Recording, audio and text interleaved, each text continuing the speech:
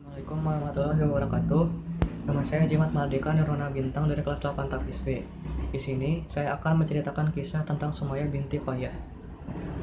Sumayyah binti Qayyah adalah seorang ibu dari pemeluk muslim awal yaitu Ammar bin Yasir. Kisahnya diceritakan oleh Ibnu Ishaq yang menceritakan bahwa ia terbunuh karena menjadi seorang muslim. Dalam lain bahasan, Ibnu Ishaq mengatakan tentang orang yang dipanggil dengan nama Ammar bin Sumayyah, yang seharusnya Ammar dipanggil dengan nama bapaknya yaitu Ammar bin Yasir. Sumayyah binti Qayyah, wanita syahidah pertama dalam Islam. Dialah Sumayyah binti Qayyah, hamba saya dari Abu Huzaifah bin Mughirah. Beliau dinikahi oleh Yasir, seorang pendatang yang kemudian menetap di Makkah, sehingga tak ada kabilah yang dapat membelanya, menolongnya, dan mencegah kezaliman atas dirinya.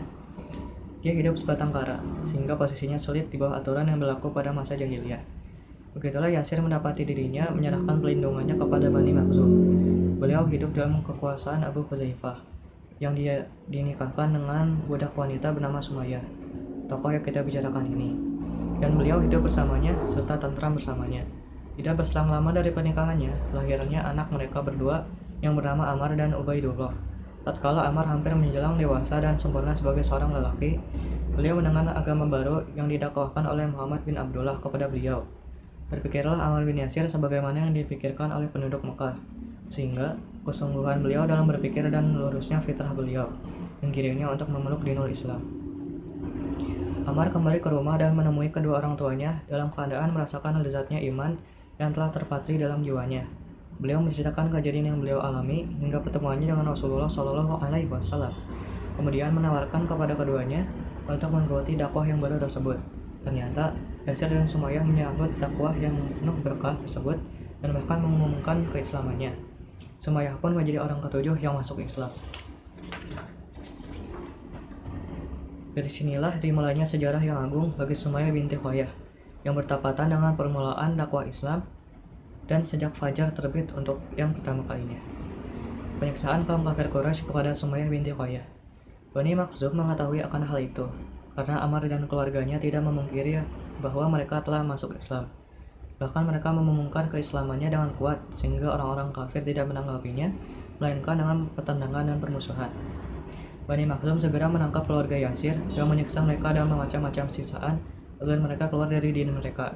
Mereka memaksa dengan cara mengeluarkan mereka ke padang pasir tatkala keadaannya sangat panas dan menyengat. Mereka membuang Sumayyah ke sebuah tempat dan menaburinya dengan pasir yang sangat panas. Kemudian meletakkan di atas dadanya sebongkah batu yang besar. Akan tetapi tiada terdengar rintihan ataupun ratapan, melainkan ucapan ahad, ahad.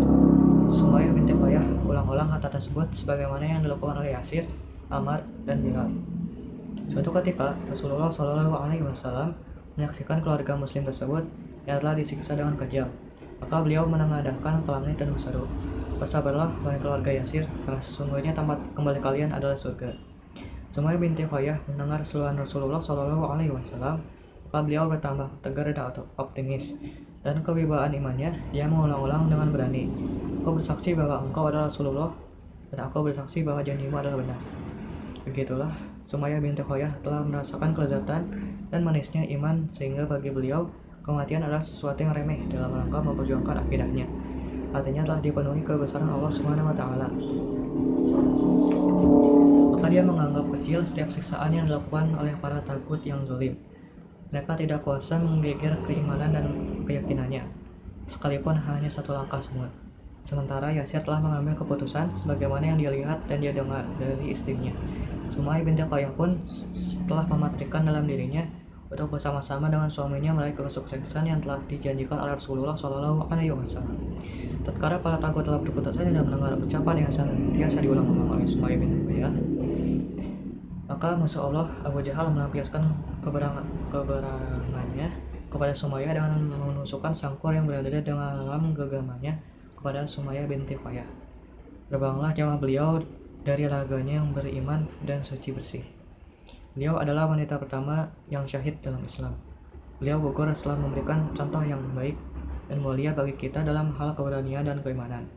Beliau telah mengerahkan segala yang beliau miliki dan menganggap remeh kematian dalam rangka memperjuangkan imannya. Beliau telah mengorbankan nyawanya yang mahal dalam rangka meraih keridhaan Rabb-Nya. Mendermakan jiwa adalah puncak tertinggi dari kedermawanannya. Sumber Mereka adalah para sahabiyah Mahmud Mahdi al-Istanbuli dan Mustafa Abu An-Nasir al-Syalabi.